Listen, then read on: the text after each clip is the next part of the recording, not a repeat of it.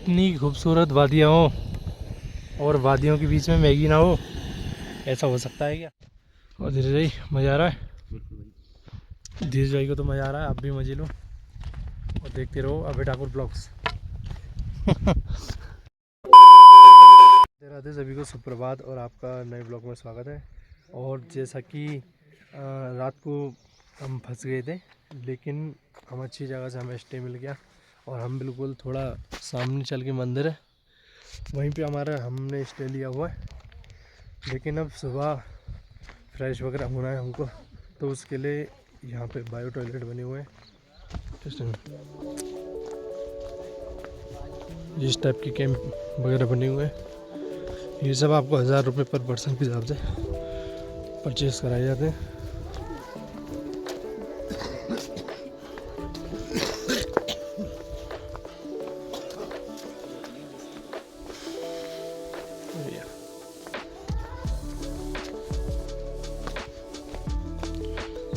यहाँ पे जितने भी टेंट्स हैं ये सब प्राइवेट हैं। ये सब आपको 1000 रुपये पर पर्सन के हिसाब से प्लस मील, वन टाइम मील, रात का खाना आपको प्रोवाइड कराए जाते हैं।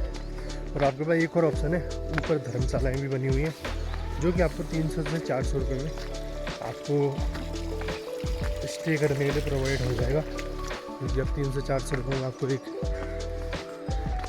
ओढ़ने के लिए रज़ाई टाइप की दे देते हैं और आपको फ्रेश वगैरह होने के लिए ये सब बायो टॉयलेटों का यूज़ करना होगा। और हम देखते हैं फ्रेश वगैरह होके नहा धो के बाबा जी के दर्शन करके उसके बाद हमें दोबारा लौट के वापस उतना ही जाना है जितना कि हम आए थे। हल्का सा आसान रहेगा क्योंकि चढ़ाई थोड़ी कम है, उतरना ज़्यादा है, लेकिन थोड़ी बहुत तो चढ़ाई है आज भी। लेकिन आज पैर इतने थक गए, रेस्ट भी इतना नहीं हो पाया क्योंकि ठंड बहुत है यहाँ पे। चलिए कोई नहीं, सब होगा, देखते हैं। यहाँ पे कहने को तो भाई 9 बायो टॉयलेट लगे हुए हैं, लेकिन 9 बायो टॉयलेट में से केवल एक ही टॉयलेट ऐसा है जो साफ़ सुथरा है, अच्छा है, जिसको हर कोई उसे ही यूज़ करे। वरना बच्चे 8 टॉयलेट इतने गंदे हैं, इतनी बुरी तरह से आकर रखा है भाई, क्या ही होता है।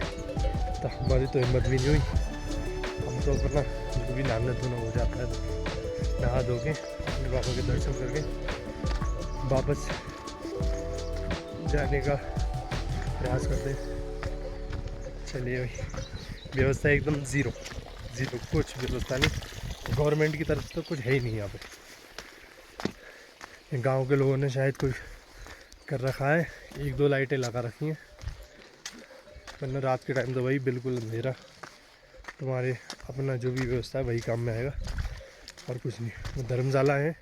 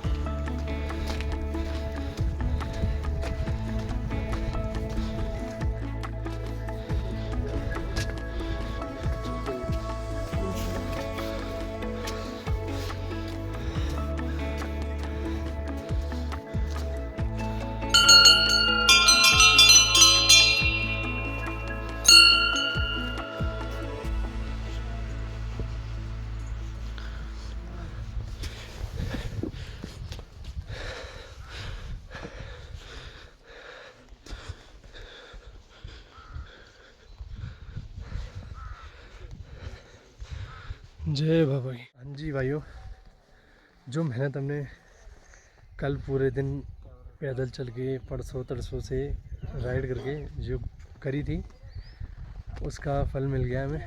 और जो अब हम करने वाले हैं उतरने के बाद उसका फल मिल गया हमें। श्री बाबा रुद्रनाथ धाम के दर्शन हुए और आप भी जय बाबा रुद्रनाथ की।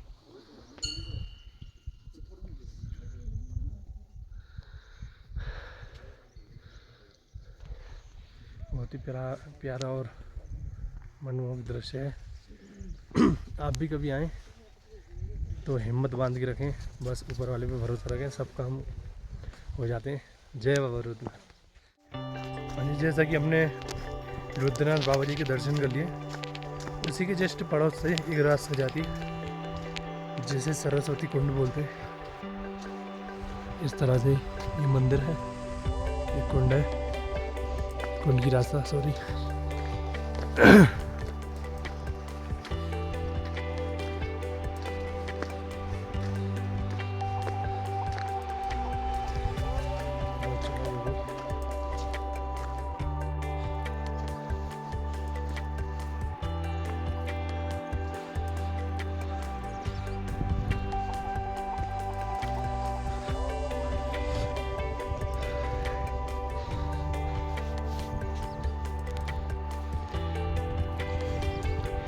ये है वो सरस्वती कुंड जो कि रुद्रनाथ मंदिर के पीछे है।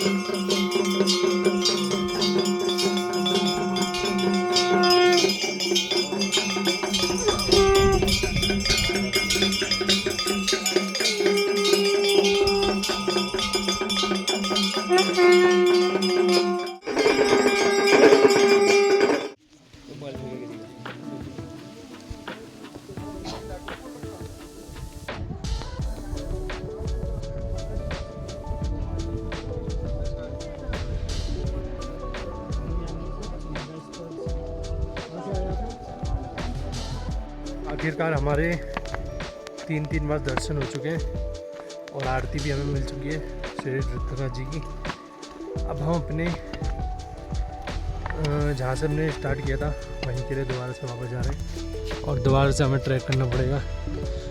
जो ट्रैक हमने कल किया था इससे थोड़ा बहुत 10-20 मिनट कम, 10-20% कम है बस, मतलब सेम वही ट्रैक। ठीक, चलिए मिलते हैं।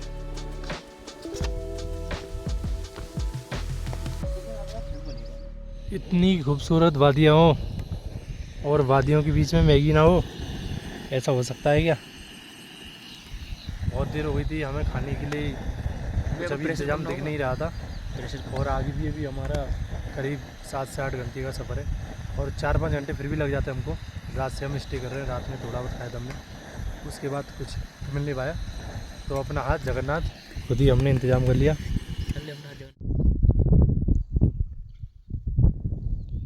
मैगी हमारी बनके तैयार हो चुकी है और धीरे भाई क्या टेस्ट है? बेहतरीन भाई, अलग ही आ रहा है मज़ा, बिल्कुल घर जैसा टेस्ट आ रहा है। और वही कुछ ज़्यादा महंगी व्यवस्था नहीं है, सस्ता माल है और घर की तरह ही बिल्कुल। आप भी कभी पहाड़ों में आएँ तो ये व्यवस्था ज़रूर लेकर आएँ। ये कोई ज़्यादा भारी नहीं है।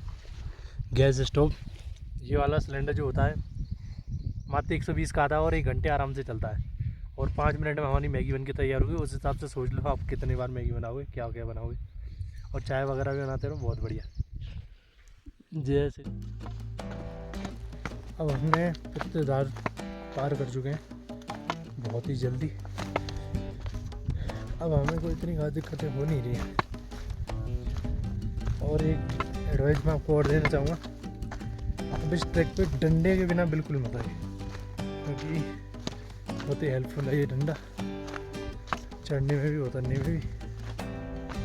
और देखिए बादल हमारे साथ साथ, ये कोहरा नहीं है, हम बादलों में घिरे हुए हैं। और धीरे धीरे मज़ा आ रहा है, धीरज भाई को तो मज़ा आ रहा है, आप भी मजे लो और देखते रहो अभय ठाकुर ब्लॉग्स। हमारी यात्रा थोड़ी और रोमांचक होती हुई, बारिश, ओले, भाई मज़ा आ गया। तो हमारे पास इंतज़ाम था तो मज़ा आ गया, और जो इंतज़ाम से नहीं आएगा उसको तकलीफ नहीं होगी। अभी बहुत ही बढ़िया हमारा ट्रैक चल रहा था, इतना स्पीड में चल रहा था कि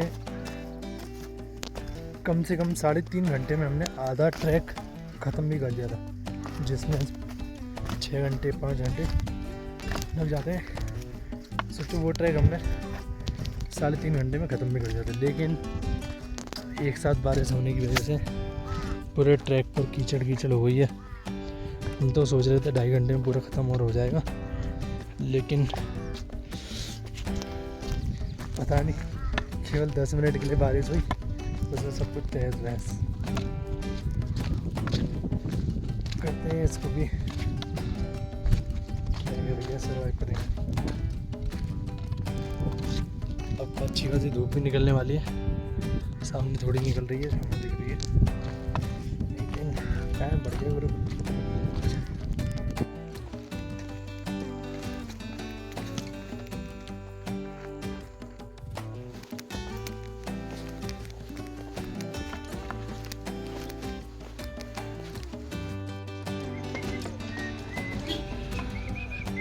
जय बाबा नदी।